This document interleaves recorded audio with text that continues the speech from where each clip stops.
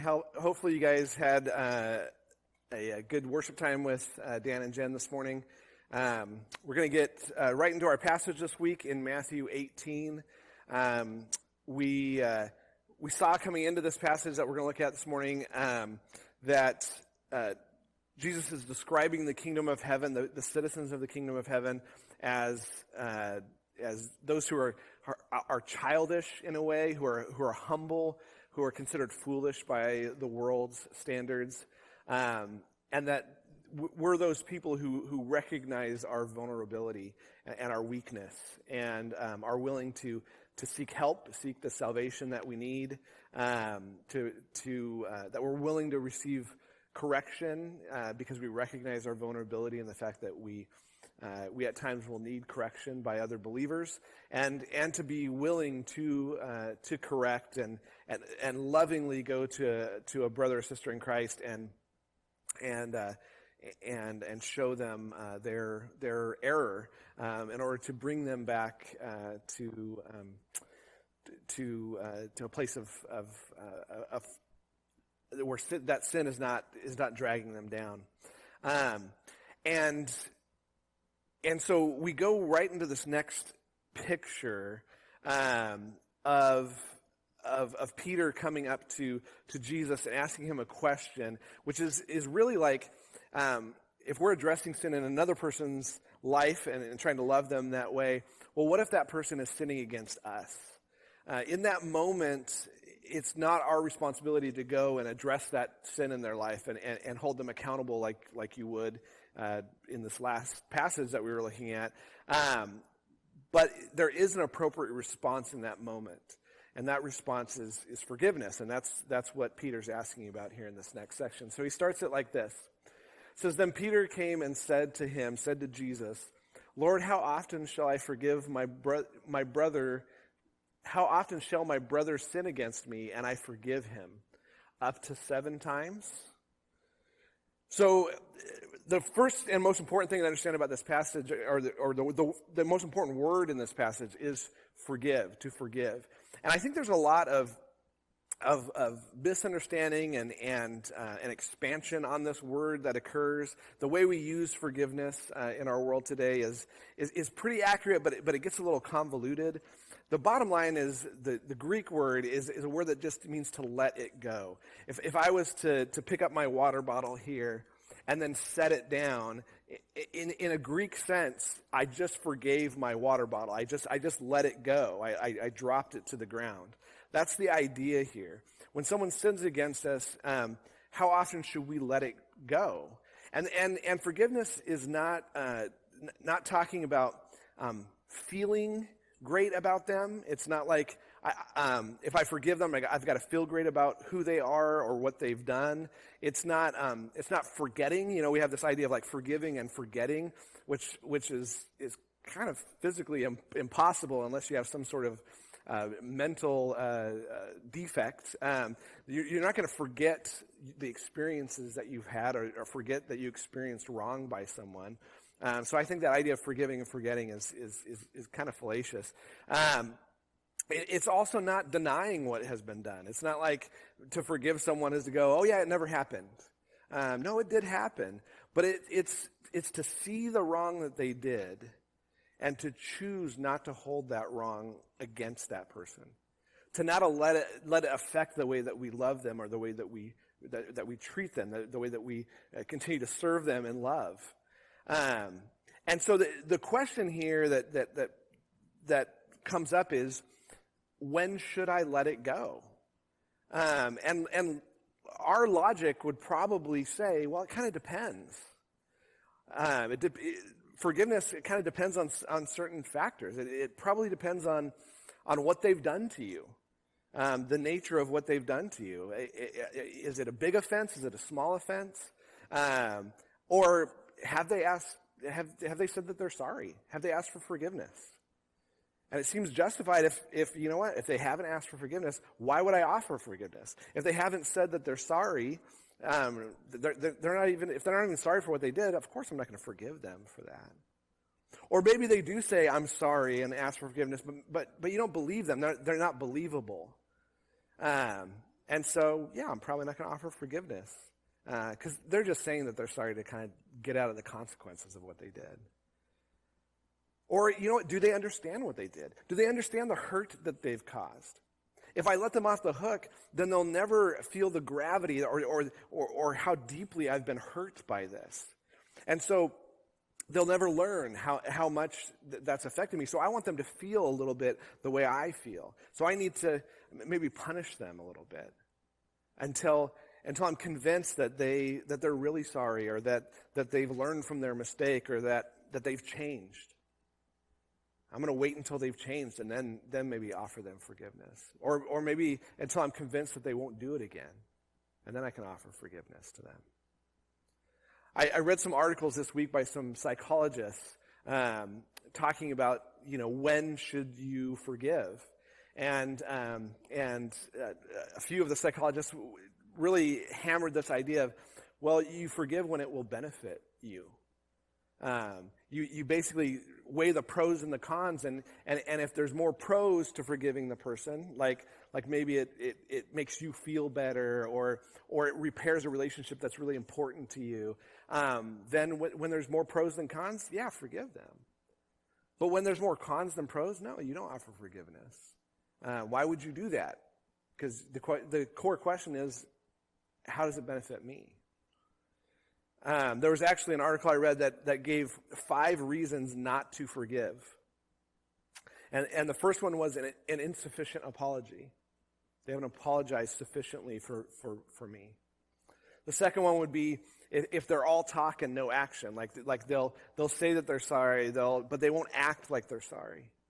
Yeah, you shouldn't offer forgiveness there. They said maybe it's too early to forgive. That you've got to let it kind of, you got to work through it. You've got to get down the road a little bit before you can forgive them. That maybe that's the best thing for you and for them to keep unforgiveness in your heart for a little while until it's the right time. Or maybe if the apology comes too late, that maybe this is a hurt from years ago and they never apologized for it and you never forgave them for it. And now years later they're trying to apologize and you're like, it's too late now. Now, if you would apologize then, maybe I would have forgiven you, but it's too late. Or they said the other reason not to forgive is if it's a pattern of repeat behavior. Maybe you've forgiven them before and forgiven them before and forgiven them before, and they've just run out of their chances now. And so really that's the question that Peter's asking here is, how many times is it wise to forgive someone? We have that adage, fool me once, shame on you, but fool me twice and shame on me, right?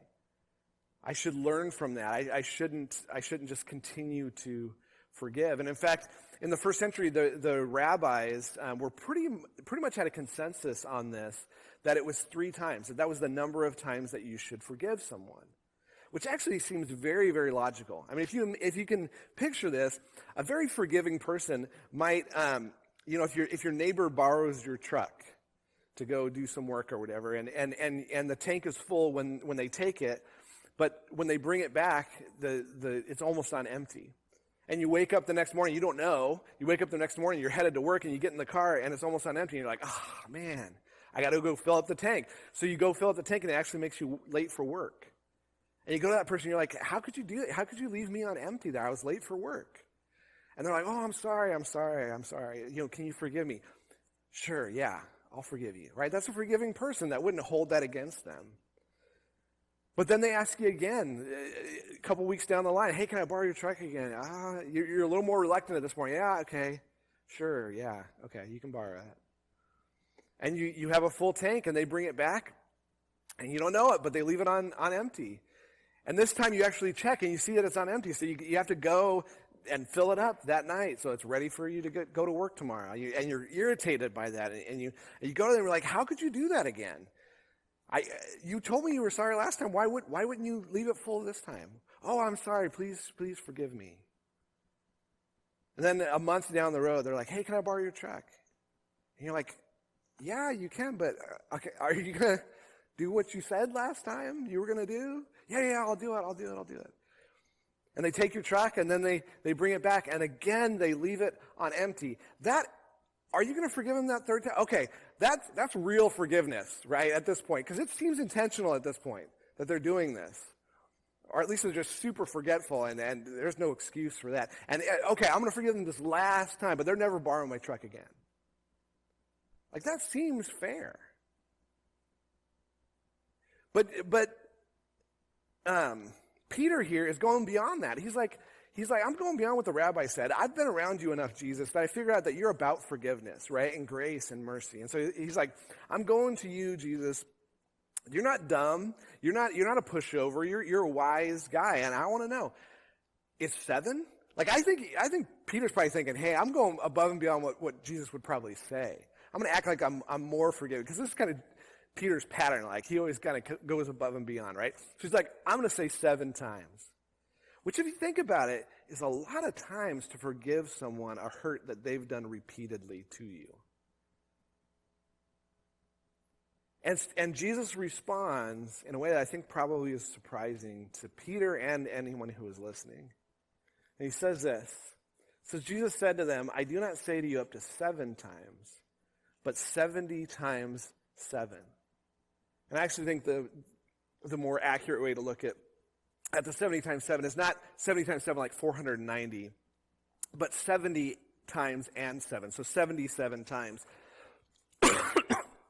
And I don't know which way for sure it is, but honestly, even that discussion misses his point.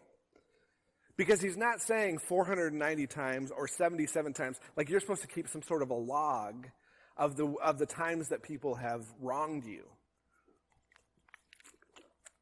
And then once you hit that 77th time in your log, well, that 78th time, I'm not going to forgive that. That's not his point at all. His point is just keep on forgiving. Forgive in an exponential way.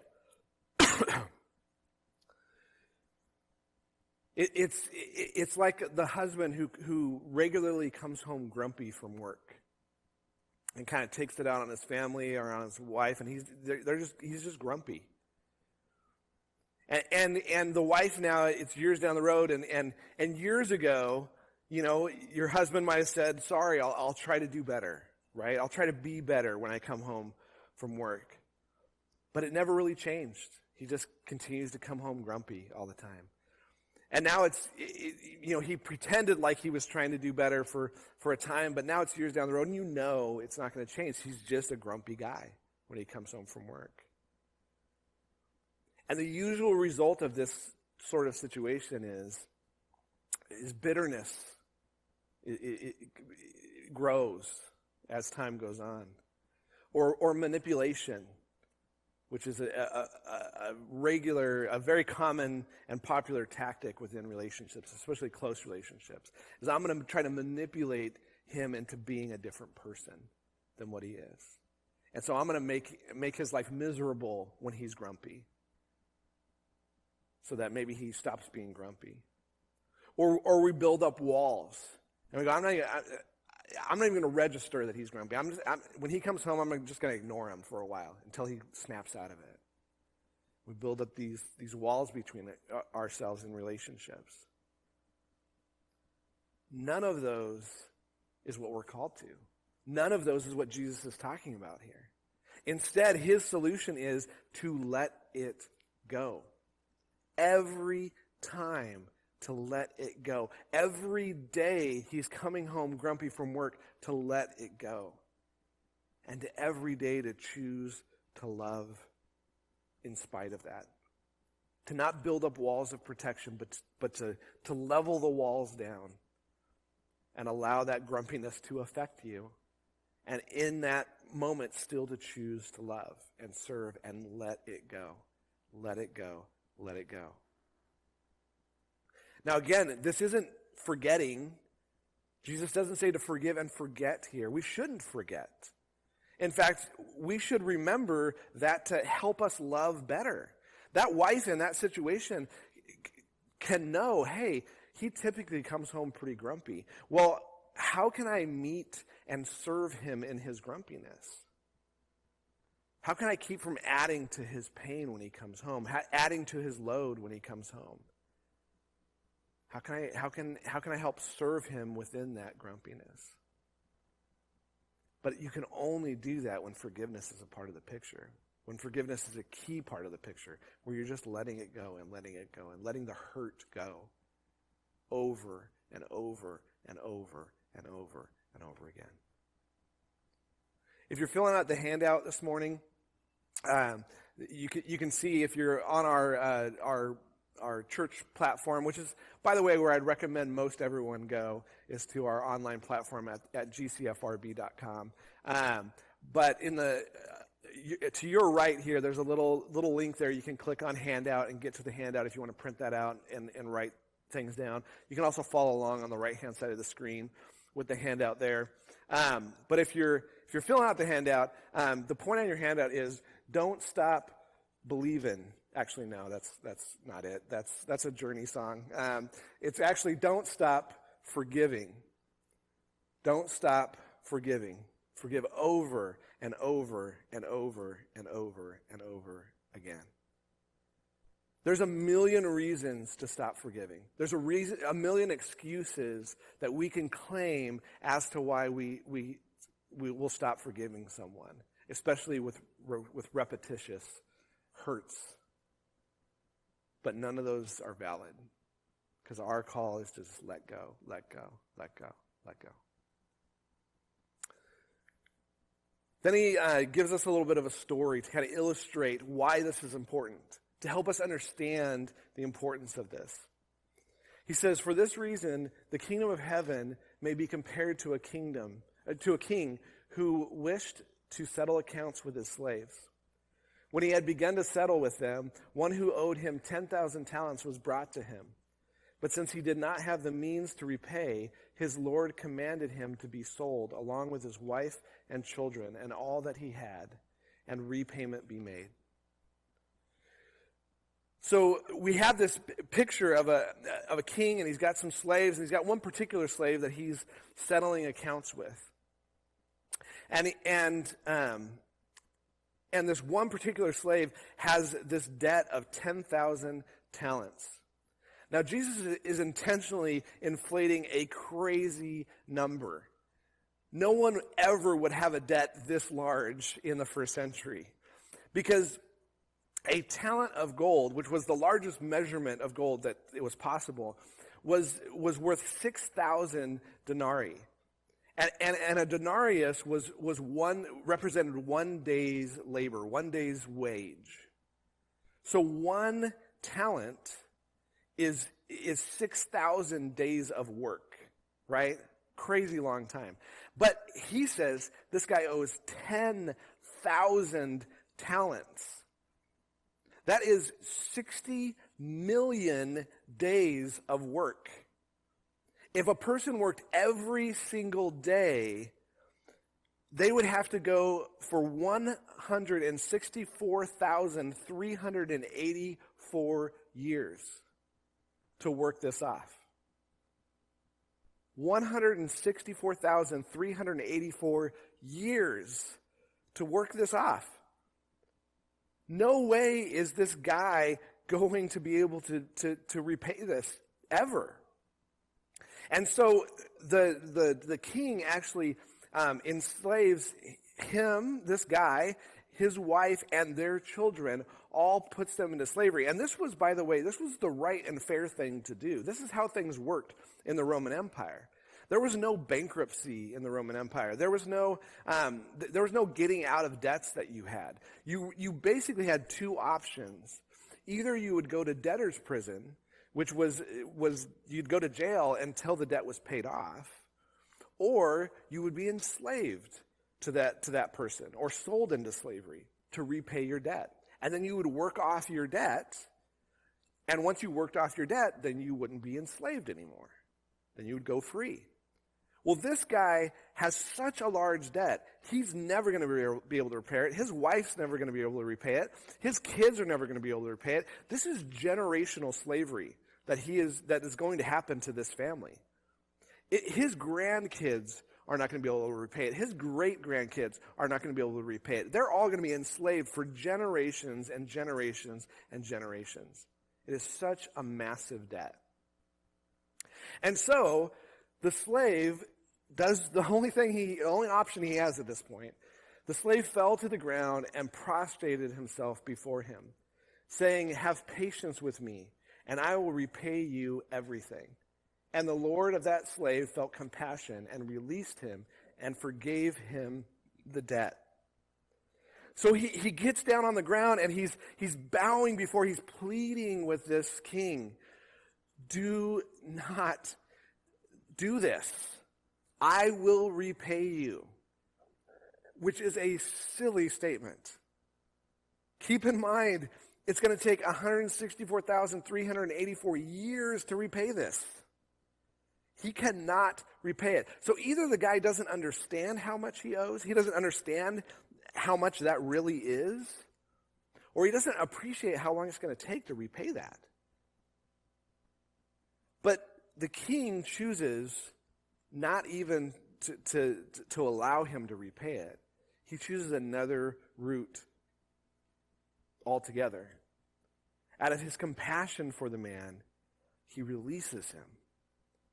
He sets him free, and he forgives, he dismisses, he cancels, he lets go of all the debt that this man owes him. This crazy amount of money, which in our time would be about $4.5 billion, he just says, "You're free. The debt's canceled. I let it go." This is amazing. What an amazing act of grace and mercy toward this man who had no other option. He was backed into a corner. Slavery was what was going to happen to this man and his family and for generations and generations. And the king just decides, out of his grace and his mercy, to let it all go. It's amazing. And if the story stopped there, we would go away from this going, wow, what graciousness, what mercy. But that is not the point of this story. The point is what happens next. He says, "But that slave went out and found one of his fellow slaves who owed him 100 denarii. And he seized him and began to choke him, saying, 'Pay back what you owe.' So his fellow slave fell to the ground and began to plead with him, saying, 'Have patience with me, and I will repay you.'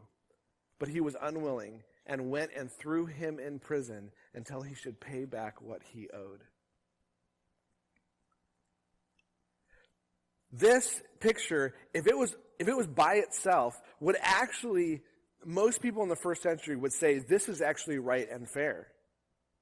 This is actually what the guy should be doing. Because this 100 denarii is not a small sum of money. It's a good chunk of money. Remember, a denarius was 1 day's wages, so this is 100 days' wages. In America today, that would be about $24,000. This is not $50. This is a large amount. And so to go and if someone owed you $24,000, I don't think anybody would expect you not to want to collect on that. If you had given someone a personal loan for $24,000, it would make sense that you would want them to pay you that back. The problem with this story, the problem with where this lands, is that you place this into the context, and this becomes a ridiculous act. He had just been forgiven, again, about $4.5 billion in today's money. Now, if you had been forgiven $4.5 billion and immediately turned around and been demanding $24,000 from someone else, that's ridiculous. This is ridiculous. Because in the context of the forgiveness he was shown, to not forgive others whatever they owe him is pretty ridiculous and unfair. You bring that into real life. The story is illustrating something for us. When someone's wronged you, and maybe someone's wronged you greatly, it's not that you've not been wronged. You have been wronged. It doesn't mean that you haven't been wronged maybe repeatedly. It doesn't mean that you haven't been wronged greatly, enormously, based on what they've done to you, what someone might have done to you. But it is that you have been forgiven. It is that you have been forgiven repeatedly. It is that you have been forgiven greatly, enormously, beyond imagination. You've been forgiven far greater than any wrong that's ever been done to you or ever will be done to you. You've already been forgiven for that. God has let that offense go. So in the context of your life, forgiveness is always the right call. Always. No matter the circumstance, no matter the hurt, no matter the pain, no matter what's been inflicted upon you, forgiveness is always the right call.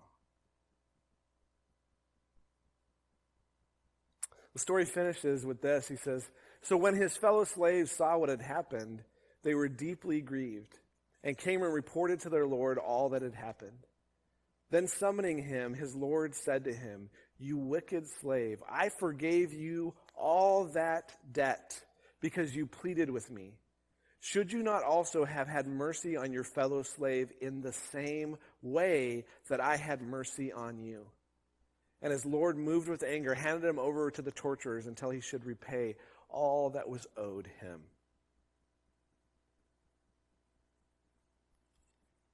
He finishes with this, "My heavenly Father will also do the same to you, if each of you does not forgive his brother from your heart." Usually we don't forgive because we either don't understand the forgiveness we've been given, like we don't understand how great that amount is. And I was trying to find a good illustration for this, but honestly I could come up with nothing. We just have to understand that we have wronged the God of the universe, the creator of the universe, and that alone, and we wronged him repeatedly. We were enemies of him. We rejected him. Every single one of us has. And we continue to act in lack of faith and rejection of God when we choose to sin and ignore what he's called us to do, what he's told us is best for our lives. We have so wronged him in such a greater way than we will ever be wronged. But a lot of times we don't understand that. Or maybe we understand that, but we don't appreciate it. We show a lack of appreciation for the forgiveness that's been given to us. Just like this guy seemed to not really appreciate the forgiveness he was shown. No matter which of these reasons is the reason why we don't forgive others, lack of forgiveness is always the wrong call. Always. And so is feigned forgiveness. Like, oh, I'm sorry. You know, fine, I'll forgive you because I don't want to deal with it anymore. No, he says, forgive your brother from your heart, from the core of who you are. Real forgiveness. You're truly letting it go. So the point on your handout is this. The citizens of the kingdom of heaven, we forgive up to the amount that you've been forgiven. And that amount is immeasurable. It's an immeasurable amount. And in fact, you can even draw in this little infinity symbol here. It's unlimited. It's infinite. The amount of forgiveness we offer, the number of times we forgive, and also the amount we forgive, which is usually in relationship to the amount of the wrong, right? Like how much someone's wronged us. No one could ever wrong you to such a great degree that it would be more forgiveness than you've been offered. Not even close. The worst thing that's ever been done to you, the worst thing that anyone has ever done to you, in comparison to the amount that you've been forgiven, is a small amount. And so we always forgive. We always forgive. Now he transitions here. Matthew transitions to a different scene. Jesus goes to a different place. And he begins to talk about a subject that seems a little bit different. But I think the reason why Matthew lays this together, Matthew Matthew's more thematic than it is chronological, and so Matthew was intentionally placing different stories and events together for a purpose. I think the reason why he lays this next event right next to this is that for most of us, the place we can most clearly see unforgiveness on display is within marriage, within our own marriages or within others' marriages.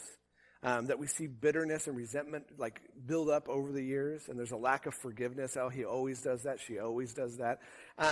And so he goes immediately into this discussion of marriage and really of divorce, which ultimately comes from a lack of forgiveness, usually.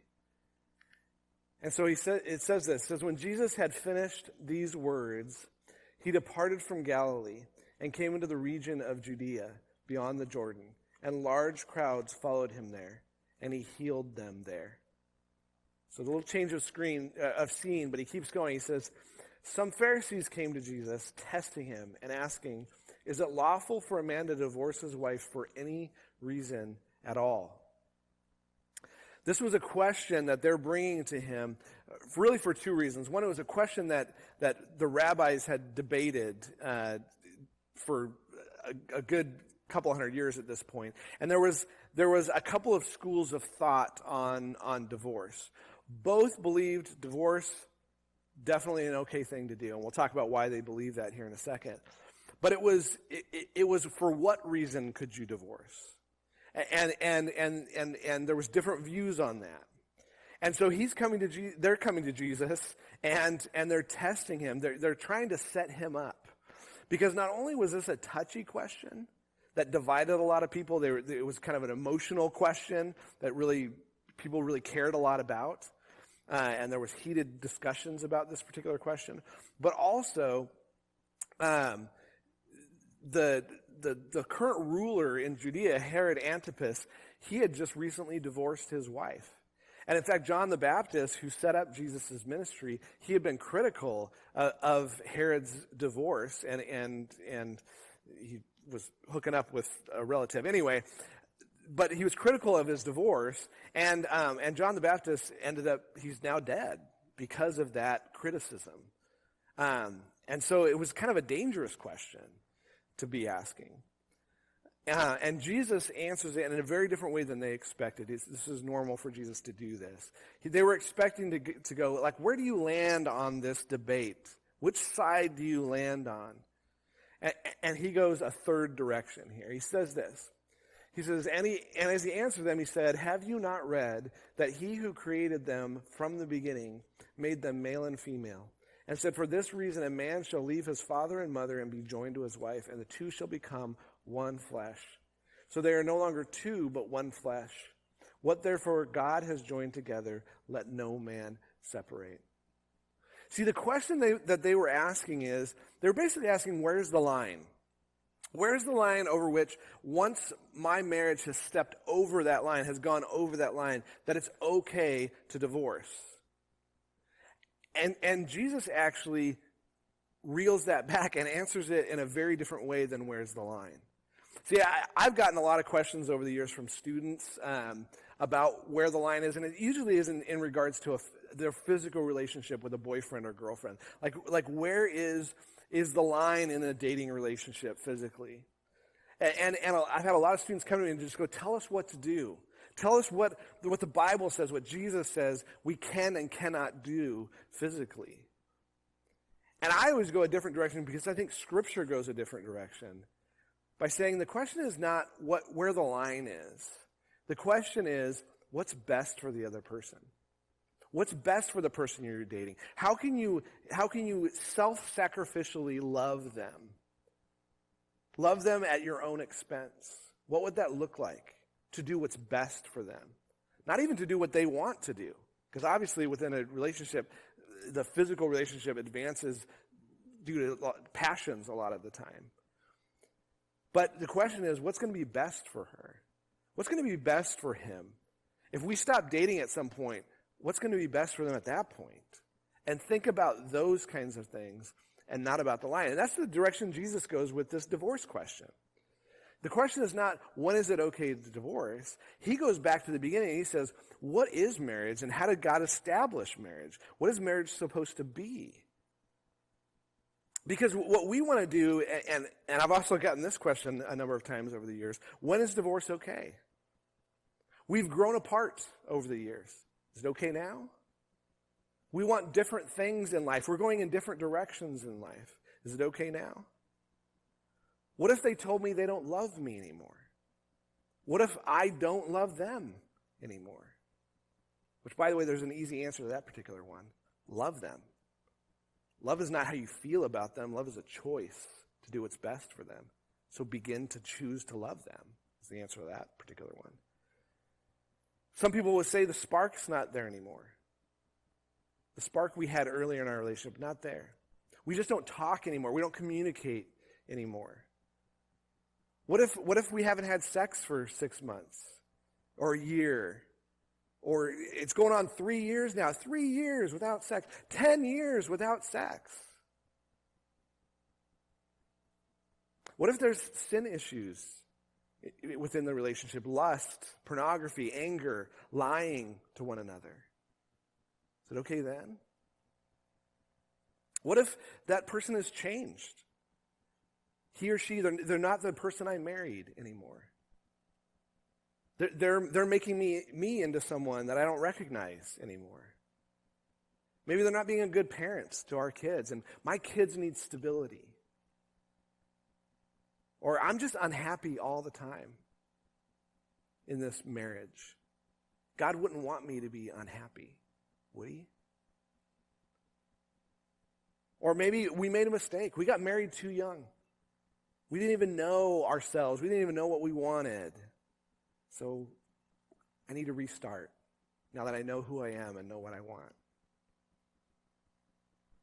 What if there's health problems, Alzheimer's, persistent coma, cancer, and you just can't deal with it? What if there's substance abuse or verbal abuse or emotional abuse or physical abuse or gross neglect within the relationship, mental illness within the relationship? Isn't there some line that once it's crossed, the divorce is okay? Now hear me on this. All of those things I just listed, those things need to be addressed. Those things should not go unaddressed. They definitely need to be addressed, and probably need to be addressed with someone outside of your relationship. But none of those are a reason for divorce. None. In fact, the reason why none of those are a reason for divorce is there is no reason for divorce. See, Jesus doesn't go through and kind of give some principles for you can divorce here, you can divorce here. If it's really this way, you can divorce there. And that's what they were talking about, these rabbis were talking about. He just goes back to the beginning and says, this is the way it was established. This is God's plan for marriage. And he had a permanent plan for marriage where one man, one woman would become one person, which, by the way, only God can do that kind of math, where 1 and 1 actually equals 1. And once God has made 1 plus 1 1, that never again would 2 enter into the picture, ever enter into the picture. They would always be 1. And to make 1 back into 2 is actually man undoing what God has done. And if we don't understand how dangerous that is, how wrong that is to undo what God has done, then we're missing it. So then, these guys are listening to this and they're not convinced. So what they do is they say this. They said to him, why then did Moses command to give her a certificate of divorce and send her away? All right, now we're coming in with the obscure Bible passage. Again, in my experience, when I've talked to people about this issue, people want to pull in obscure Bible passages. That's what they're doing here, by the way. A very obscure Bible passage they're throwing in here. And it's from Deuteronomy 24, 1 through 4. And I'm not going to read the whole thing to you, but I'm going to tell you what it's about. You can read it later if you'd like. But this passage is addressing specifically one issue. And this issue is this. A husband and wife marry. He divorces the wife. The wife remarries. Her husband dies. And she wants to remarry the first husband. No, you can't do that, is what Moses commanded them. But within all of that, which, by the way, does not have anything to do with where the line is on divorce. Nothing to do with that. But within that obscure passage, they pull out this phrase that says, he writes her a certificate of divorce. Which is not at all Moses' point. It's not at all what he's talking about. They just took that phrase and they said, look, Moses, and they actually used the word commands. Moses commands divorce. And in fact, it's crazy. This is the only passage that even refers to divorce. And all of the rabbis at that time, no one disagreed on whether you could divorce. You totally could divorce. The only question was how and why and what circumstances you could. And the only reason they came down on that was this one passage. So obscure. But it hasn't changed. This tactic, it still goes on today. You can read books, you can read articles about divorce, and people will pull out these random passages that will, I've heard people talk about Jesus saying to his disciples, when you're ministering in this city and they persecute you, flee to another city. And so, if you're persecuted in marriage, flee. Come on, really? Passages like 1 Corinthians chapter 5 that talk about not associating with anyone who is an unbeliever or a drunkard or a swindler. My husband drinks, so I can't associate with him. Divorce. Really? Is that what he's talking about there? Galatians 6:7 says you reap what you sow. So if you reap difficulty within your marriage, or if you sow difficulty into your marriage, you should reap me wanting to divorce you. And it should be okay. And some actually still refer to this Deuteronomy 24 passage, in fact. There's whole theologies based on this verse, completely out of context, that refers to the fact that you can write her a certificate of divorce if you detect some indecency in her. And so they study this word indecency and they go, okay, indecency means that you can divorce her under this circumstance, and this circumstance, and this circumstance, and this circumstance. And all of that directly is in contradiction to Jesus' very, very, very, very clear words here. I don't think Jesus could have been more clear. And so, in fact, he actually says this to them regarding this Deuteronomy 24 passage. He says to them, because of the hardness of your heart, Moses permitted you to divorce your wives. But from the beginning, it has not been this way. It's like, yeah, sure, in that circumstance, Moses wasn't going to stop divorce because you were going to divorce her anyway. You're going to send her away, but we just needed to make it legal. So let's get a certificate going, and let's do it that way. But from the beginning, God's intention for marriage from the very beginning was a permanent relationship that is never separated. And so with all of this in mind, his next statement actually is very logical. He says, and I say to you, whoever divorces his wife except for immorality and marries another woman commits adultery. It is adultery for two people who are married to divorce one another to remarry someone else, and the idea is you're going to obviously have sex with that person, right? That is adultery. Because you've separated and remarried, and sure, yeah, it's legal, right? There's a legal document that says divorce has occurred. There's a legal document that says marriage has reoccurred. But from God's perspective, he's not concerned about the legal. He's concerned about what marriage really is, which has nothing to do with the marriage certificate you got from the state. It has to do with what God has done, which is he's brought two together, made them one. So to separate that so that you can be with someone else, it's adultery.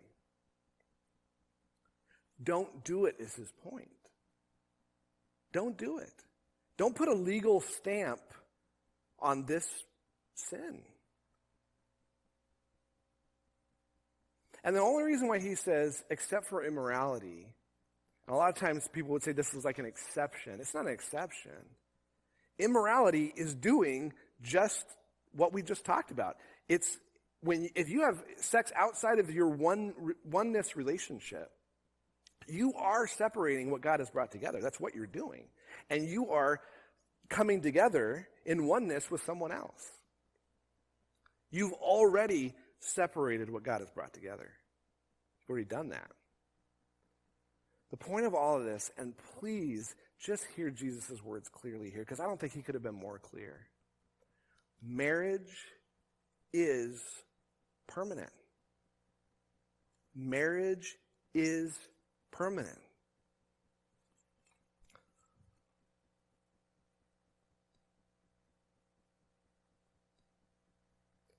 You might be thinking at this point, if that's the way it is, and by the way, that is the way it is, right? We saw that. Jesus is being clear. That's hard. Yeah, I agree. That's scary. Yeah, I agree. You're opening yourself up to a permanent relationship in which marriage could put you in a really tough spot. This kind of commitment to marriage could put you in a really tough spot. Yeah, it could. And if you're single, you might be thinking, I've always thought that marriage was the path for my life, but maybe I need to rethink that now. And honestly, I think it would be wise to count the cost here, to understand what you're getting into. And that's exactly what how these disciples respond. If we have any question about whether the disciples understood Jesus' words here, this makes it very, very clear. The disciples said to him, if the relationship of the man with his wife is like this, it is better not to marry. Most of these guys were still single. They're like, if this is the way that it is, and they weren't doubting that this is the way that it is. They're saying Jesus is being clear, right? This is the way it is. It seems like it might be better not to marry. Not to put yourself in that position where you're committed to that person for life. And maybe you're in marriage now and you're thinking, I didn't realize that's what I signed up for. It is what you signed up for. It is what occurred. God put you in a permanent oneness relationship with that other person. Which, by the way, as a side note, if divorce is a part of your story from the past and you are now remarried to someone else, this is a reality for your current marriage. God has put that together. You are in a oneness relationship in your current marriage. So this is a permanent relationship. And so they go, maybe it's better not to marry. And Jesus says this, he says, but he said to them, not all men can accept this statement, but only those to whom it has been given. For there are eunuchs who were born that way from their mother's womb, and there are eunuchs who were made eunuchs by men. And there are also eunuchs who made themselves eunuchs for the sake of the kingdom of heaven. He who is able to accept this, let him accept it. So there's a lot in here. He's basically just saying one main thing here.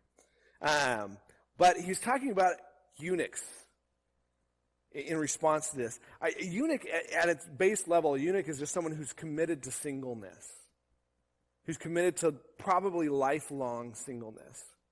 In that time, in that place, sometimes that was due to some physical thing that was going on. Sometimes that was a choice you made in order to serve in a certain vocation. Sometimes it was a vocation that was forced on you, so you were forced to be single if you were in that vocation. He also says that there's some for the kingdom of heaven who have chose singleness in order to be more effective for the kingdom. And good for you if that's your choice. You might choose singleness, and that's perfectly fine, especially when you see the weight of what marriage is. And he says some will accept it, which basically means some will take hold of it, will still go in that direction knowing the weightiness of what marriage is. Some will still choose marriage. And some will look at the weightiness of that and they'll go, I'm not going to choose marriage. I'm going to choose to be single. I'm going to choose not to put myself in that position of that sort of a permanent commitment. And he said, that's fine too. Some will accept it, some won't accept it. Both are fine. So the point in your handout is knowing the gravity of a marriage commitment. Your best path might be singleness. Might be. That might be what God's calling you to in your life, knowing the permanence of this. But this is the reality of it. That's what he wants us to understand, is this is the reality of what God has created. God is the author of marriage. He is the one who created this thing that we call marriage. And marriage was created to be an inseparable bond between two people for life. That is what it is.